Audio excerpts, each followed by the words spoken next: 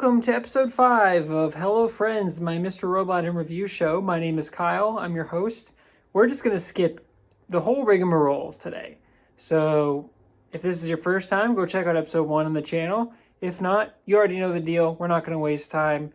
Here we go. This is season 1, episode 5 of Mr. Robot. I'm going to call this episode just the Bill Harper episode because this is everyone's favorite character, Bill Harper. If you've seen the show, you know him. Poor Bill.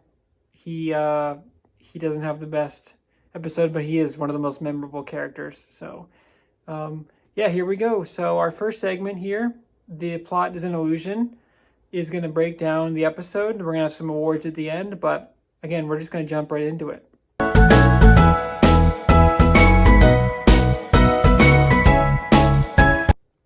So season 1, episode 5. So we cut to the underside of a prison cell where we get an inmate bouncing a ball that we're like, is this Vera? Is this not Vera? Why are we cutting to a prison?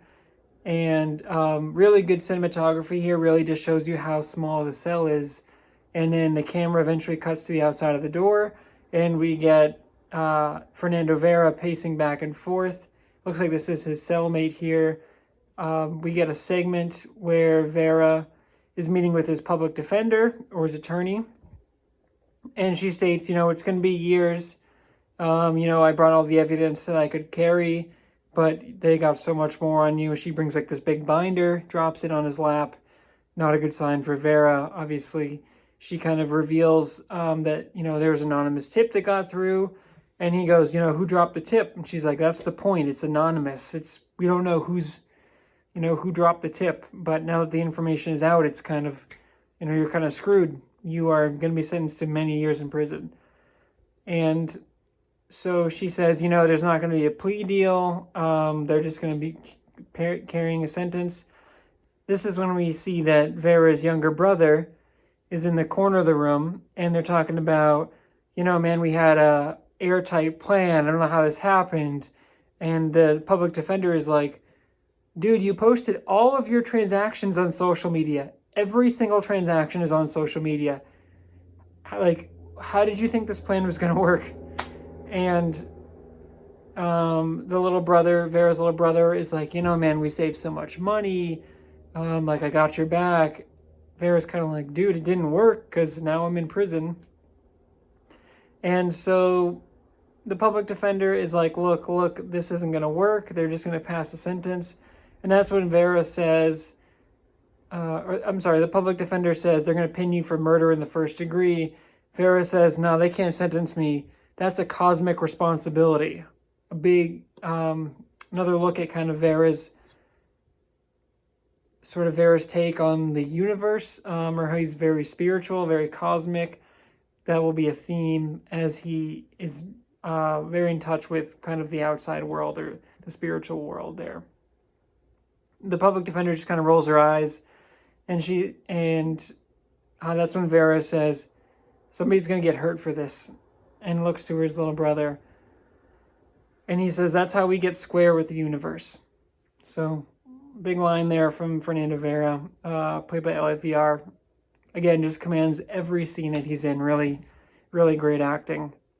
So the public defender states, Vera, we need to discuss strategy. You don't want Supermax, referring to Supermax prison. And Vera goes, if they lock me up, the kind of door they close don't matter.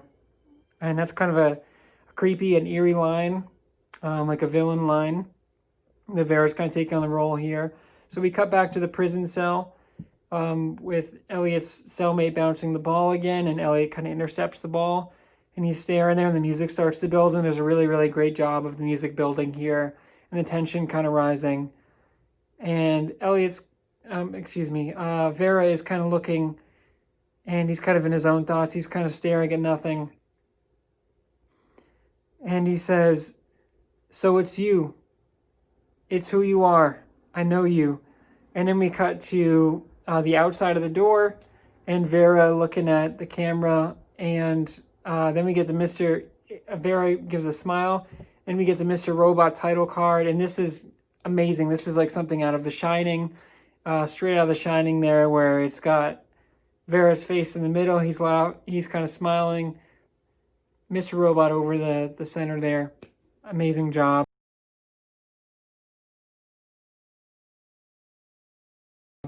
Then we cut to a coffee shop. We got Mr. Robot, Mobley, we got Romero, we got Elliot. They're kind of hanging out, just talking about the Steel Mountain plan. Turns out there's a Steel Mountain employee at the coffee shop there. Mr. Robot gets up, kind of straightens his hat, similar to the one I'm wearing here. And he intentionally bumps into a Steel Mountain employee. Oh, I'm so sorry. I'm just paying my respects. And when he rubs up against him, apparently this is like a way that he could copy the badge that the Steel Mountain employee had on. I don't know what kind of, it looked like he had a backpack, but almost like I want to say Play-Doh.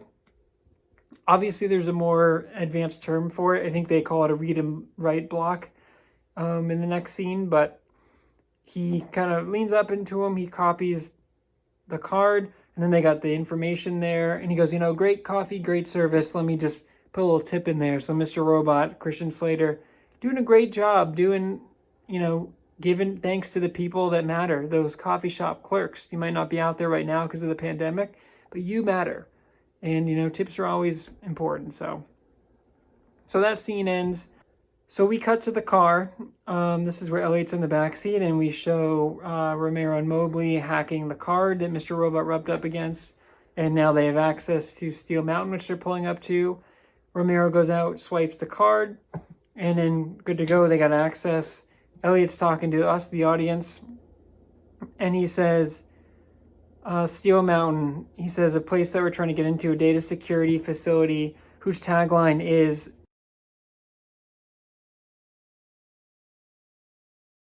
and then we cut to their tagline, which is impenetrable, which is a nice little cut there.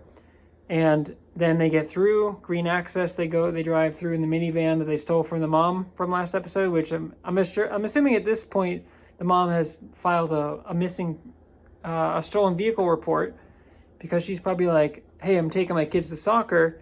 Suddenly my minivan's gone. What's going on? Oh, turns out that minivan is being used in a famous hack trying to get into Steel Mountain.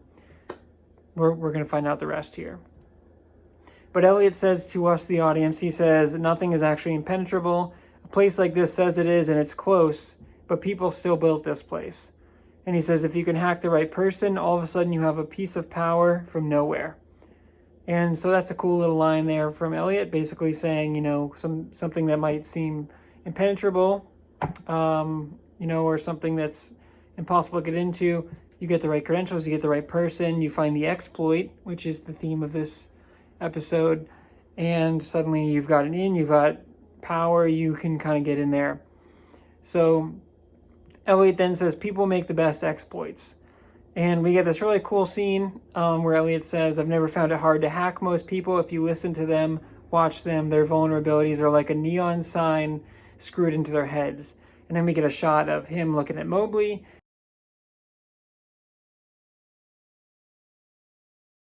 who's kind of eating his potato chips. And he says, Mobley's a glutton who lacks discipline from his urges. Romero is a know-it-all and a hypochondriac. And so Mobley and Romero in their back seat here, he's kind of studying them and he's watching them closely. And little do they know, he's kind of breaking them down or hacking them, as he does without using the actual computer, to kind of see their vulnerabilities there. And so we cut to a laptop screen of the star of the show, Bill Harper.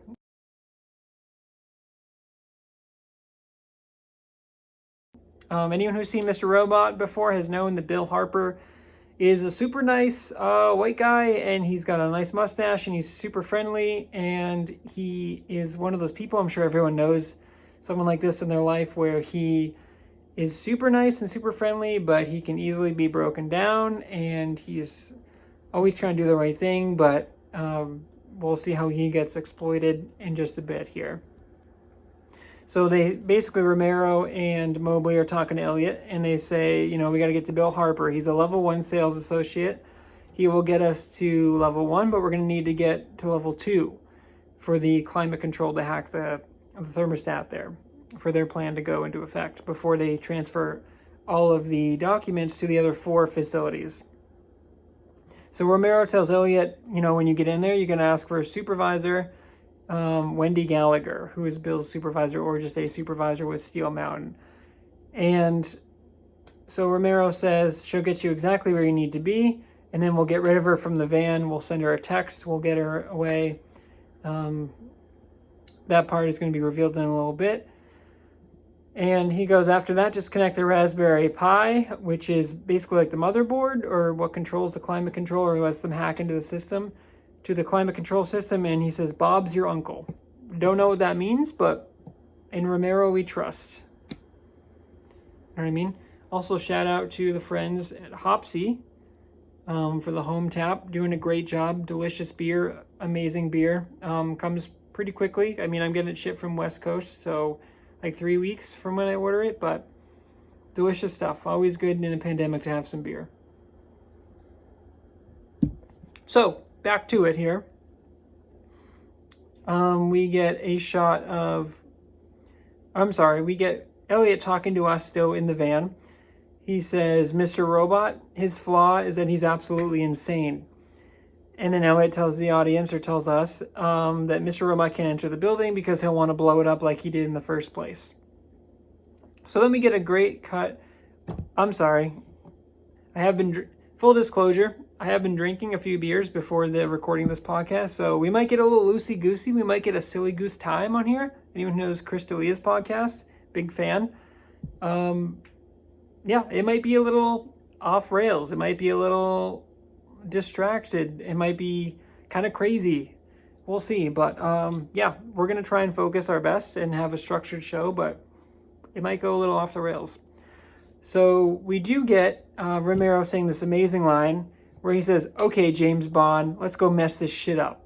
And at this point, already this is like 7 or 8 minutes in the episode. You're feeling it. You're like, all right, let's do this. Like, we got the plan. It's been building the last few episodes. Like, it's time to put this into place. It's time to see if we can hack Steel Mountain and get this going, change the climate control so we can get those files overheated and erased. Trying to avoid some casualties. Let's go. So then we get a cut to a hooded Elliot, and he's sitting in the lobby, and then here we go. Bill Wagner, here he comes, man. So we get an awesome shot of Elliot sitting on the couch, and in the background, far into the shot, is Bill Harper as he slowly approaches. Elliot, really cool shot of him just kind of coming across the lobby there.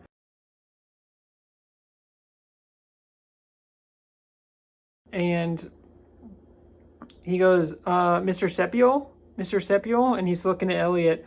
Elliot's kind of ignoring him. He looks at him. He's like, dude, I don't know what you're talking about. And Mr. Robot in Elliot's ear is saying, that's you, Elliot. Like, he's like, come on, dude, we discussed this plan already. And Elliot looks up and gives a really awkward smile, and he says, okay.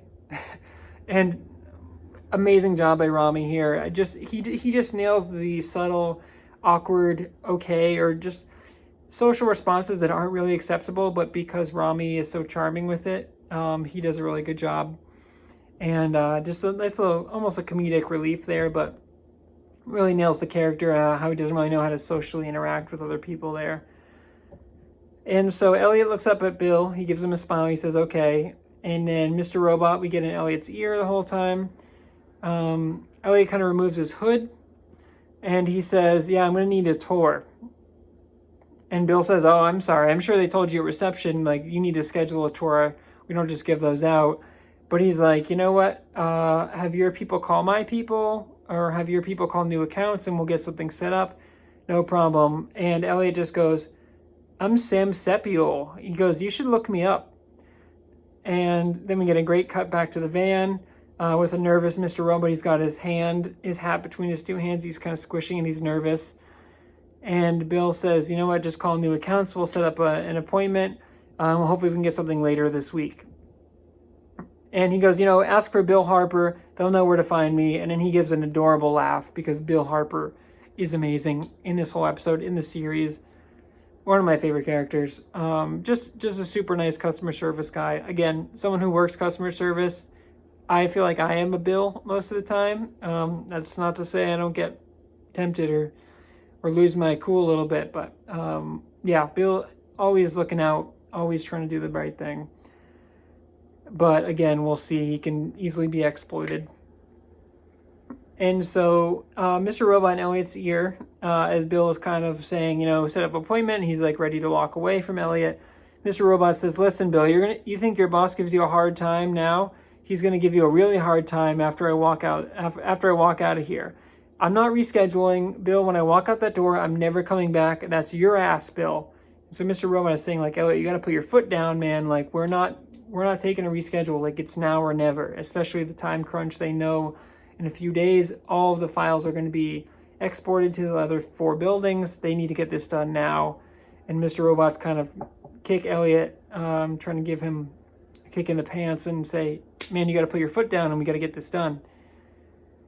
And so Elliot nods and he just says, "I really think you should look me up." Again, another really super good, awkward moment here. I know, and there's some really great moments coming up where Elliot is clearly like listening to Mr. Robot, and there's like awkward pauses in real time. And if you were dealing with this person in real time, you would be like, "What's wrong with this person?" or "What's going on with Elliot? Is this a crazy person?" But really, really good job by Rami here, just to convey the awkwardness. And clearly, Elliot doesn't know how to interact with people, even on the most basic human level. And so Bill kind of laughs and he goes, "Sir, it just doesn't work that way." And he goes, "I'm sorry." And he goes, "You take care." And he starts to walk away.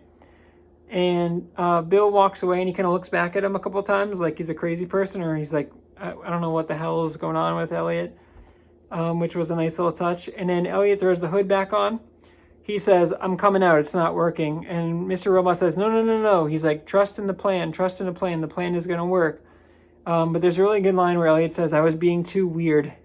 And I'm like, well, no shit, dude. You're being really weird because you don't know how to talk to basic humans. But that's part of his charm and part of the amazing character that is Elliot Alderson. So Mr. Robot says, no, don't. So Elliot starts walking to the entrance. Mr. Robot says, "No, stick with it." And then we get a shot back to Bill Harper, who's at the end of the lobby, about to walk out of the lobby, and now he's on the iPad. Now he's looking it up.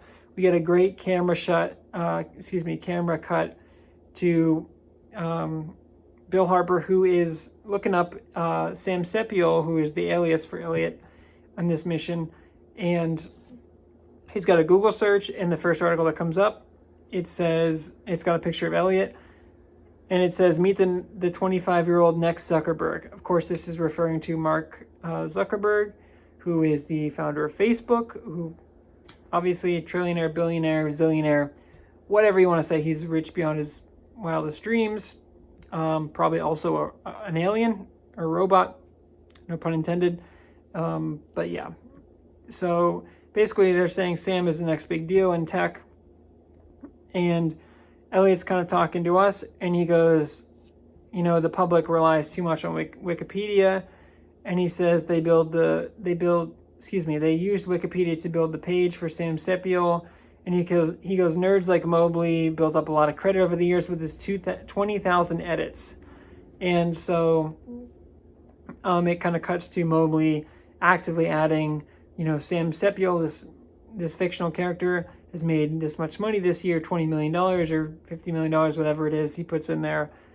And Elliot says, "And people still trust it." And he says, "Falling to all of the Mobleys of the world for their information."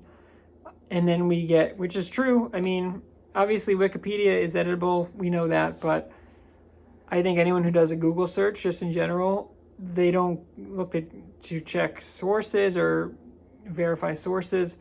I mean, personally, if I look something up, I look it up and the first couple links tell me what I need to know, I trust that information is accurate. I don't go looking for something else. But that's kind of the point here, is that anybody who's a schmuck can make a page, and as long as it seems valuable or it seems legit, people are going to dive into that.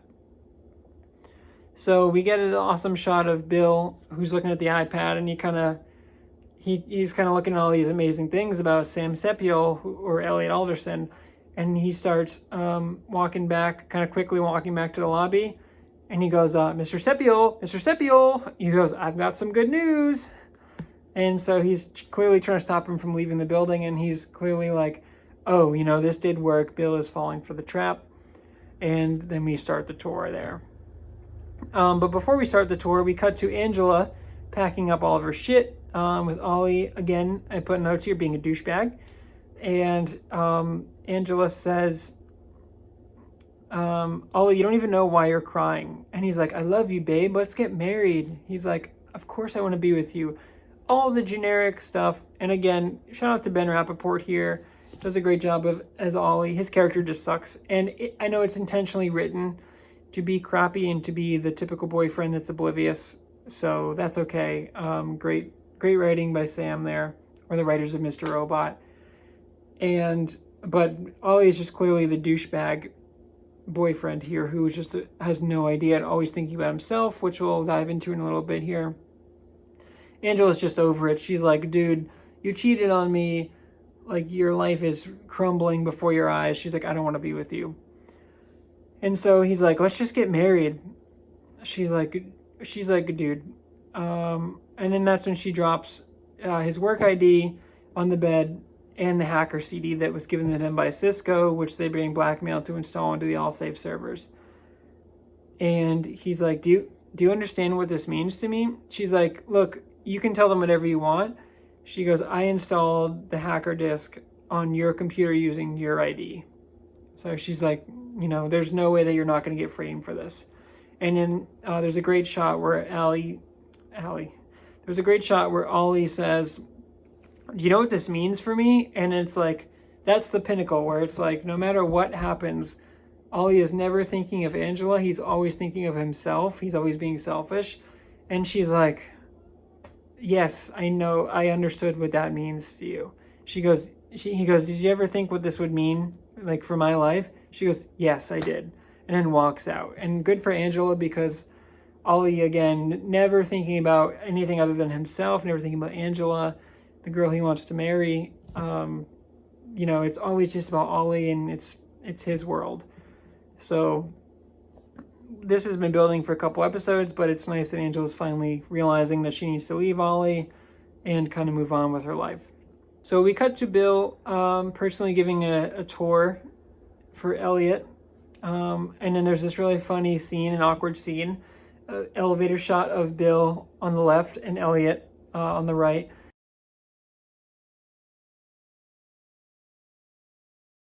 And Elliot's being awkward, as he always is, and kind of standing there. And Bill is smiling, and he's like in a good mood, and he thinks he's doing the right thing. And he kind of looks at Elliot, and Elliot doesn't really respond, or he's kind of creeped out. Really good scene. I'll put that in the end here. And so Mr. Robot is still in Elliot's ear, and he says, as the tour goes on, he says, it's time to get rid of Bill, and there's no room for Bill in this plan. And then he says, it's time to roll up the sleeves because we need to destroy Bill to get to his superior. And he says, we need to tear Bill down piece by piece and wipe that smile off his face. And as this is happening, Bill is standing there, of course, and he's leading the tour, and he's like, come on. Like, I don't know what you're waiting for. And then there's this awesome scene where Bill's talking about the vaults and data. And Bill goes around the side, and Elliot just stops in his path. And they're kind of walking together, and Bill's talking, and he's giving the tour. And then Elliot just stops. And Bill is kind of talking, and he looks back, and he realizes that Elliot's not following him anymore. And he's like, are you okay? And then this is Mr. Robot talking in Elliot's ear. He says, Bill says, sir, are you okay?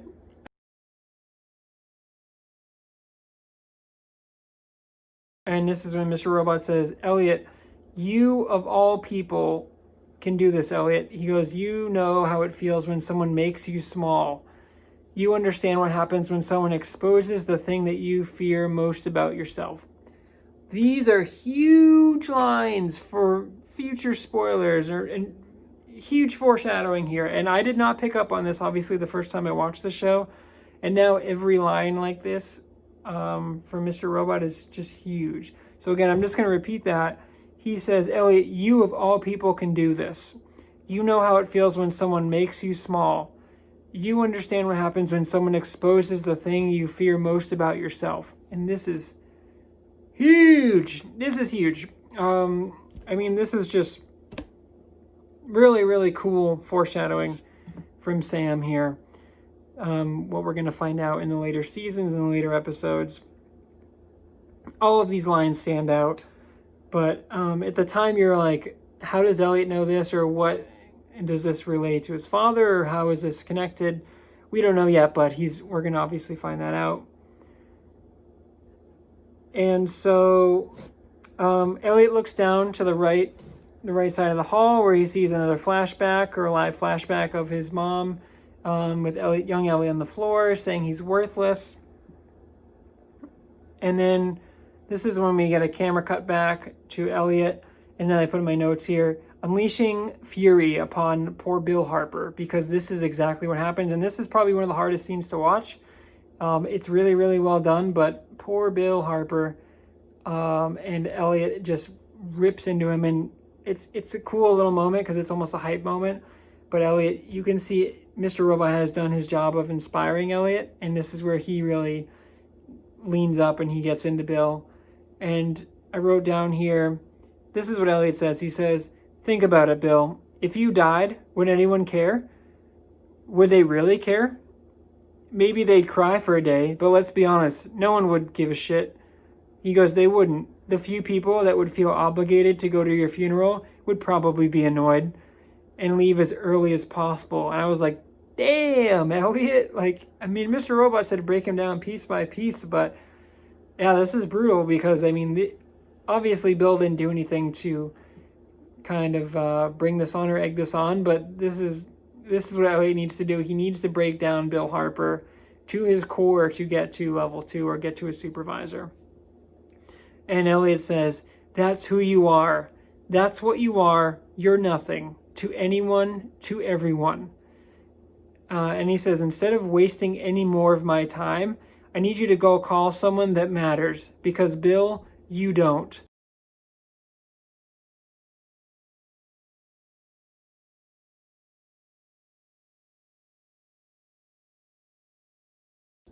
And it's like, again, foreshadowing these lines, although he's saying them to Bill, we're going to go back and look at this and say, oh, he may be saying these to Bill, but he's really speaking to someone else.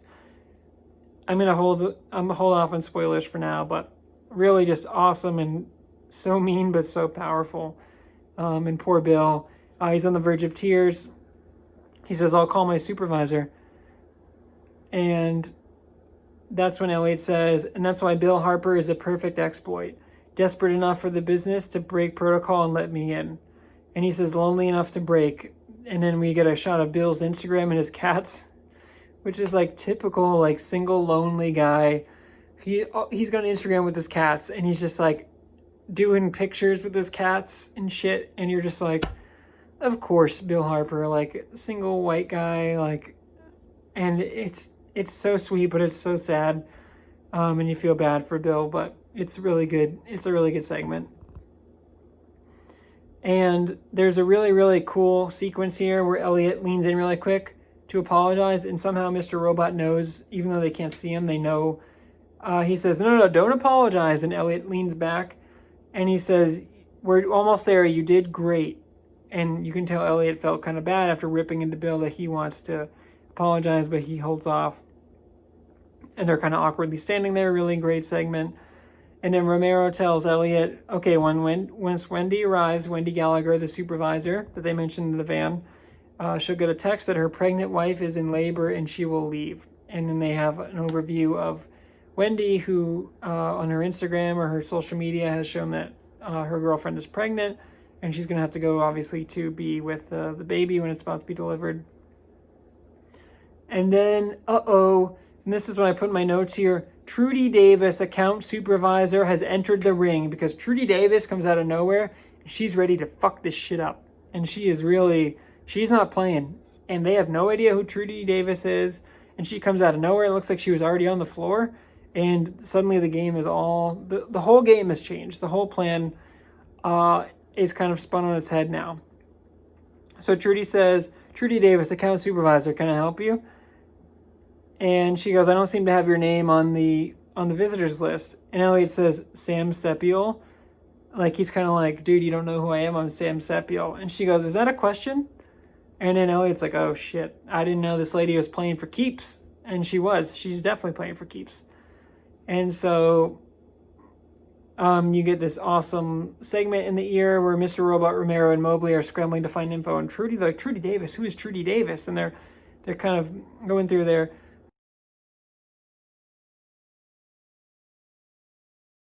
This is kind of weird because you'd think that they would research all of the supervisors for Steel Mountain beforehand.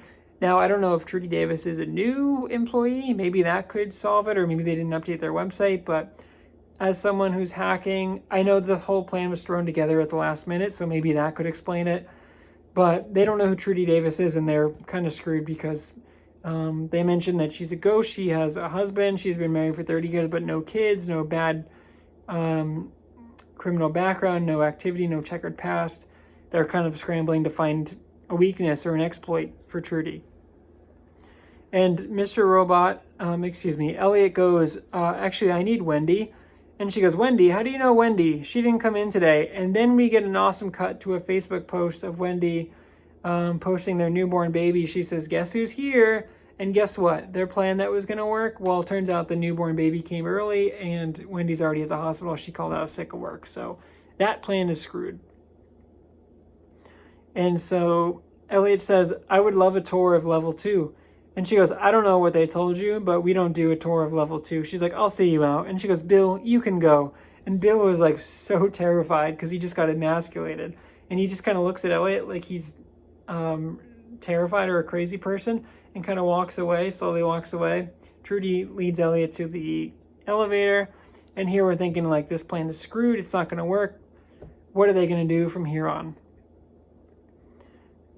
And so there's back to the shot of the van. They're waiting for the elevator, and Mobley says, people are all just people, right? He says, they all love, they all fear. He says, specifics just change the way we access their vulnerabilities. And he takes Romero's laptop, and Mobley reveals that he sent some text to Trudy's husband. They're waiting for the elevator. There's this awesome scene where Elliot says, the elevator's almost here, and he's kind of talking into his headset, but he says it just loud enough where Trudy can hear it. And Trudy goes, yeah, that's how elevators work. And just a good comedic bit there. And then Trudy gets a text on her phone, and it turns out Mobley spoofed some text from her, but what Mobley sent through, Romero's like, dude, what did you send her? And it's revealed that he says, tried to call, couldn't get through, I'm at the hospital, it's what we've always feared. What that means, I don't know, but these are just obviously very generic texts that could come from anyone, but anyone that gets that text from their spouse or any family member, they're going to be like, oh shit, I need to go to the hospital, like, it's what we've always feared. No matter what that refers to, you know that that is serious, and especially if it's coming from a number that you think is your husband or your wife or your spouse, you're going to be like, she's like, I need to go, and she just leaves the elevator and starts walking the other way. She stops. Poor Trudy is another victim of this hack here. But the elevator comes, Elliot gets in there, and then he realizes that it's like a badge scanner where he's not going to be able to do shit without a badge. And they're like, okay, bail. And so Romero says, there's a manual door by the fire escape. Check that out. So Elliot goes to the other end of the building. The music's picking up. He's kind of looking sketchy. People are coming out of doors, and he's like looking at doors. And it's like, dude, just act cool. Go to the door. So he ends up hacking the door. Hacking. He ends up lock-picking the door, the manual door, and he gets in there.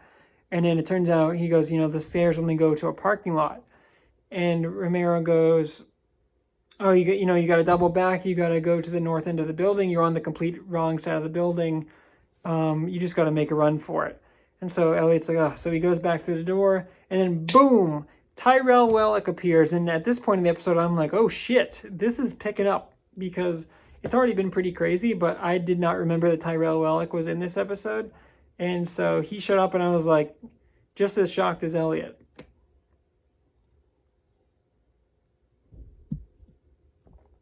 So Tyrell Wellick goes, Elliot, I thought I saw you. What are you doing here? And then the audience is like, oh shit, what's he going to say? He's stuck. Well, we cut back to Shayla. She's starting a server job at Wings Extravaganza, where the trainer asks her, do you know what extravaganza means? She's like, yes, I know what extravaganza means. And then she says, what did you used to do for your last job? And Shayla says, pharmaceutical sales. And she's like, damn, you must have made bank. And she's like, it just didn't work out. Pharmaceutical sales, a fancy way, obviously, for saying selling drugs. So, good bit there. Then we cut back to Steel Mountain, we cut to a Steel Mountain commercial where they mention a 10-tier security system. And then eventually we cut out to almost like an infomercial or a commercial there.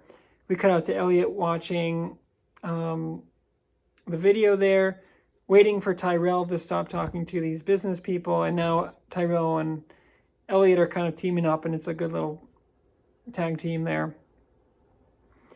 And Elliot says, so Tyrell says, haha, he's like laughing with these guys. And then Elliot starts walking with them. And Elliot's talking to us. He says, did he know I was going to be here? Is he going to kill me? And then Elliot says, Tyrell says, why are you here again? Like, what are you doing in this building? And Elliot says, oh, just a routine data process check. And he goes, Allsafe does them all the time, trying to play it cool. And Tyrell says, why would they send you? That type of thing isn't usually handled by the engineers, is it? And Elliot says, duties have been overlapping. Caught in the lie here, not a very good excuse, but Tyrell's obviously on to Elliot. And he goes, you know what? Join me for lunch. And he goes, can you join me for lunch? And Elliot goes, sure, I eat lunch. And it's like another just amazing awkward scene where some comedic bit, and you're just like, I think Tyrell, well, like Martin Wallstrom, actually laughs here. And he goes, so you are like the rest of us.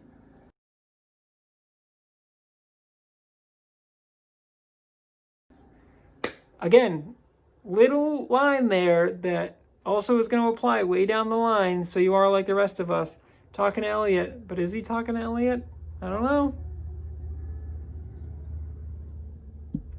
Might be something else going on there, folks. So they go to like the first floor cafeteria. Mr. Robot says, this changes nothing. Tyrell Wellick's greatest asset is his hubris, and that's also his flaw. And he goes, he cares what you think about him, but he's also a prick. And Elliot says, you're eating at this place. And then that's when we have, boom, the executive lounge. And so we get a cut to the nicer executive lounge. I think this is on just the second floor. And Tyrell and Elliot are eating there. There's this great bit where they're sitting down and Tyrell's, acting comfortable. Elliot is still kind of nervous just being around Tyrell. He thinks he's onto him. He's suspicious. And that's where Tyrell comments on the waiter who's serving the other table. And he says, that waiter's been here for 15 years, probably in his mid-50s. He goes, imagine he's like a cockroach. He says, life's potential maxed out at $30K a year, probably owes money on child support, probably owes money on his car. He's like, I could never live with myself being maxed out there. I think he calls him a cockroach of the earth, or just a cockroach in general. I don't know. But Elliot says, I gotta go to the bathroom, and he just gets up immediately. Here we get the Mr. Robot music. And Elliot goes to the sink.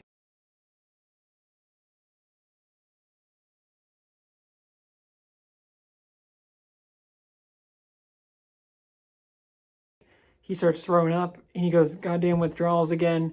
Or is it Tyrell Wellick? Is he toying with me?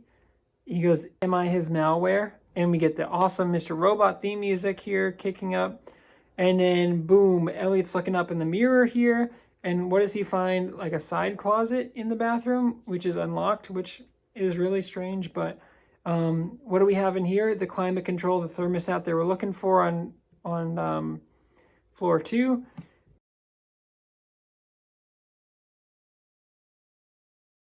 And Elliot starts cutting the wires, attaching the Raspberry, the motherboard chip there, and puts the thermostat back. When Tyrell enters the bathroom, And Tyrell starts taking a piss in the urinal, and he says, I know you framed Terry Colby. And as soon as Elliot starts to talk back, he goes, your father worked for E Corp. That's public knowledge. And he goes, don't worry, I'm not turning you in. I don't have the proof. And even if I did, I don't care. And he says, but now I know your weakness. It's revenge.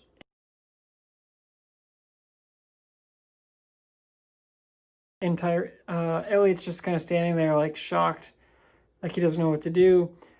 And he goes, how boring. Even extraordinary people obey by ordinary laws. And he goes, we're all human, except me, of course. This was kind of a weird joke. Tyrell says that he's joking.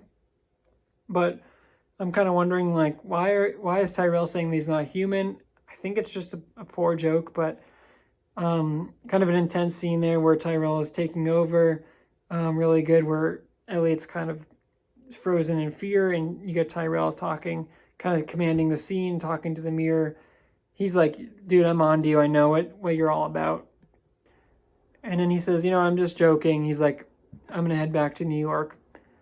And as soon as Tyrell leaves, Elliot finishes installing the Raspberry Pi or the motherboard on the thermostat. Then we get a cut to F Society headquarters where Tred and Darlene are kind of playing the waiting game here.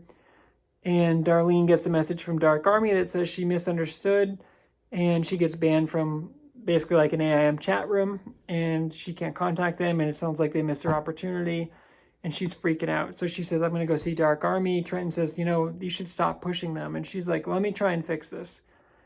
And then we get a cut to Angela arriving at her dad's house, Donald Moss, and they talk about the breakup, and her dad's like, yeah, Ollie just called me, I always thought he was a douchebag. And I was like, yes, Dad, yes. And they're talking about how she says, he cheated on me, and he's like, well, I could have told you that. The kid's a douchebag. He's no good. Should have dumped him a long time ago. So it sounds like Ollie and Angela are finally just going different ways there.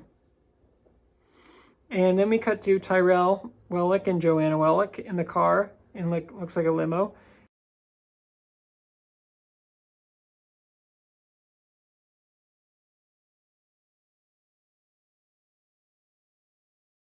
They're about to have dinner with the Knowles, with Scott and Sharon Knowles.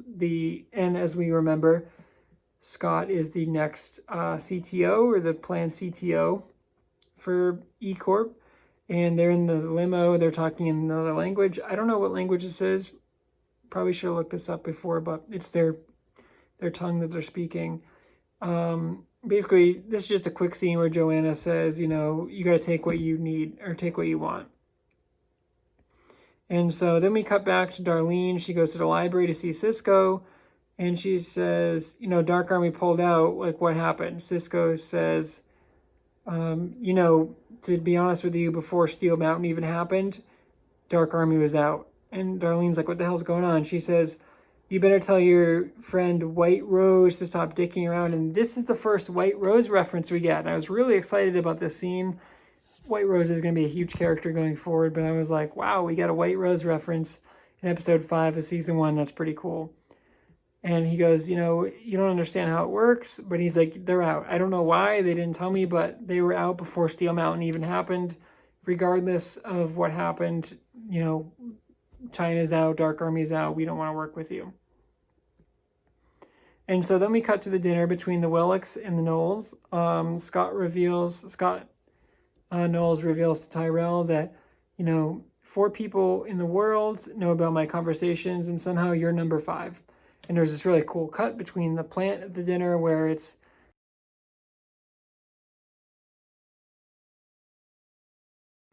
Tyrell and Scott on one side, and then Sharon and Joanna on the other side, kind of separating, a little sexist, but, the guys talking about guy stuff and the girls talking about girl stuff, kind of separating to manipulate the Knowles. So then we get a shot where Scott asks Tyrell, would you trust him if the roles were reversed and if you were kind of my right-hand man? And Tyrell says, if I were you, I wouldn't have even let me in the house. And Scott's like, wow. So we get a cut to the minivan riding back after the Steel Mountain hack, where Elliot gets a call from Shayla, and she's like, "Hey, I just had my first day at work. How's it going?" And Elliot's like really happy for the first time we see probably in the series, where he's smiling, he's in a good mood.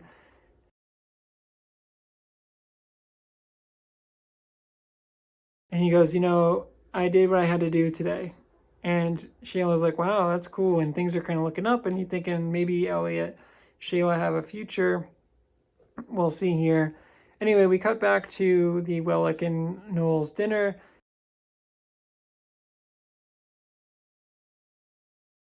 Now they're in the living room, and we have kind of swapped here where we have Scott Knowles on the chair, Joanna next to him. Then on the couch, we have Tyrell Wellick, and then we have Sharon Knowles. And it's kind of cool to see how they're dividing and conquering here, where one couple, it's the opposite sex, is almost kind of flirting or hitting on the other partner to get more information, or kind of make a good graces with them, I should say. And so as we revealed in the limo earlier, which I'm sorry, I don't think I brought this up, Joanna says, oh, is he the one obsessed with wine? And Tyrell's like, yes.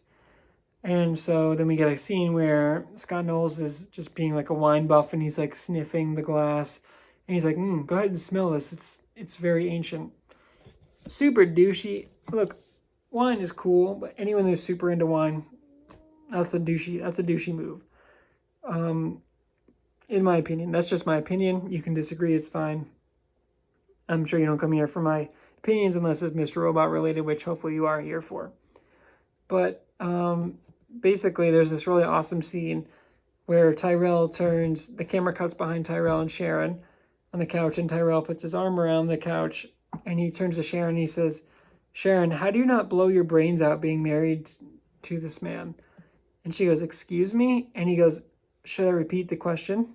And it's really, really great scene. And Sharon goes, you're a guest in our house. And she goes, I'm going to take that joke in poor taste. I'm going to excuse myself to the bathroom. And she leaves to go to the bathroom. And then we get this really awkward scene where Tyrell eventually goes upstairs. Joanna kind of gives a scene where Scott is showing her the wine, or he goes, I really want to show you this. And then while he's not looking, Joanna like chugs the wine. But she's supposed to be pregnant, so I don't think, maybe she just doesn't give a shit about drinking when she's pregnant. And they kind of give each other a nod, Joanna and Tyrell. Tyrell goes to the bathroom, and then he just kind of barges in, and Sharon goes, I'm in here. And then she looks up, and Tyrell's there, and they kind of stare at each other. It's really, really weird, but kind of hot. And then it's just like an intimidation, like a stare off. And she's going to the bathroom, she's peeing, and Tyrell's looking at her, and then eventually they just stare at each other for long enough, and then she opens her legs. And then Tyrell just kind of looks down, and he goes, thank you for a lovely evening. And then he just kind of leaves. And we don't know if she's like into it, or if she's like, this dude is crazy, or a little bit of both. Again, really weird scene, kind of hot. Just my opinion. I don't know. There's a lot of energy in that scene, for sure. But anyway. So then we cut to back to the F Society headquarters. Darlene reveals to the group as Mr. Robot, Mobley, Romero, and Elliot get back. They're feeling good. They're like, hey, we got it done. And Darlene is like down, and Trenton is down.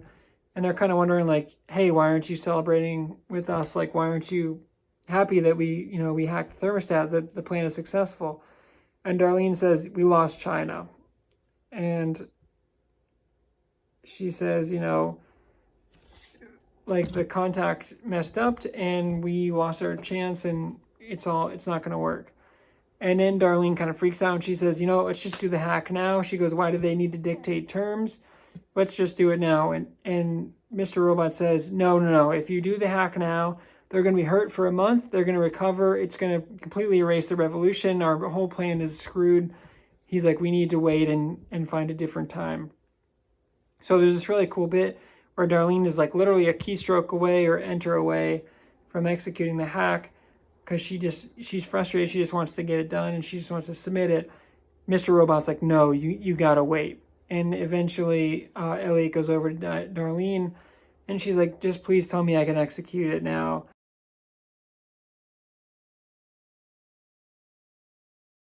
And he says, no, we need to wait.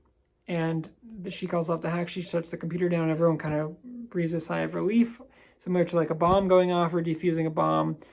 The threat is over for now. But Darlene's really kind of bummed out. Their whole plan, Steel Mountain, was kind of for nothing.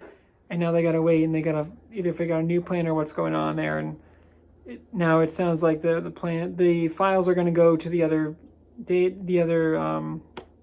facilities regardless, and kind of seems like the whole risk was for nothing there, so that's kind of a bummer.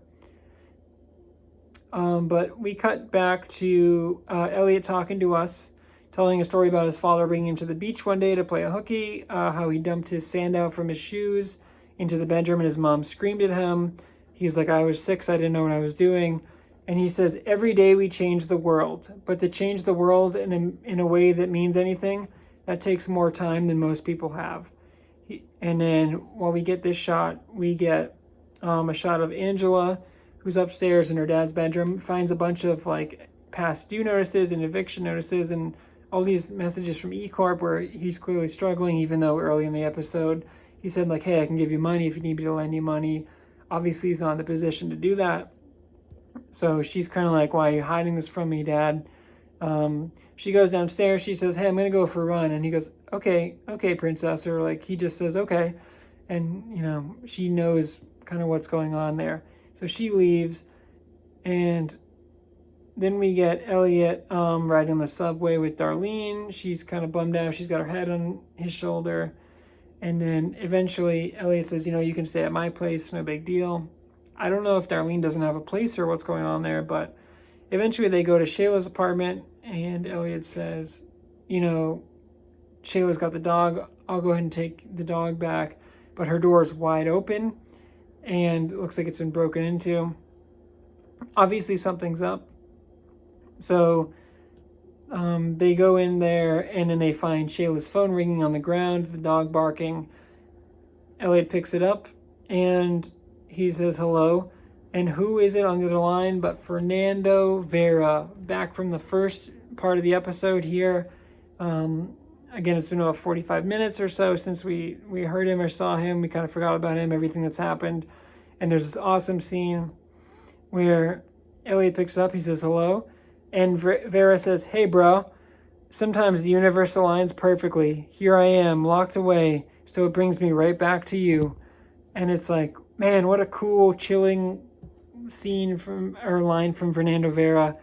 And Elliot's like, he's scared because he feels the threat. That Vera is still kind of pulling the strings. Even in jail, he's kind of able to manipulate and obviously kidnap Shayla or bring harm to Shayla when he's kind of figured out that Elliot's the one who turned him in. And so it's crazy that he can still conduct such damage from prison or from being locked up. And then the final shot of the episode, we get Angela coming to an actual fork in the road, or a literal fork in the road, a crossroads.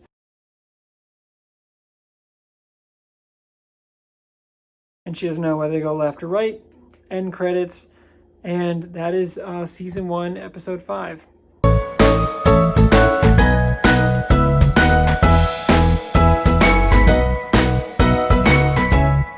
So for score for this one, this is one of the better episodes. I'd say outside of the pilot, probably the best episode of season 1 of Mr. Robot so far, to the first 5 episodes. I'm going to go ahead and give this score 9.2. I thought about going higher, maybe like a 9.4, but knowing kind of what episodes are coming, knowing there's going to be bigger plot points and just better set pieces. This episode had a lot of really strong things. The whole sequence with Bill Harper was really intense. You didn't know what was going to go on there. The plot twist where they have Trudy Davis come over, that was cool, and then they had to kind of think on their feet. We had the twist with Vera at the end, kind of kidnapping Shayla. Now the whole plan is thrown off. Dark Army bailing. Really, really strong segments. This is kind of an action-packed episode from the beginning. I really liked Loved my time here in this 45 minutes or so. I thought it was a really strong episode. So 9.2 is what I'm going to give this one.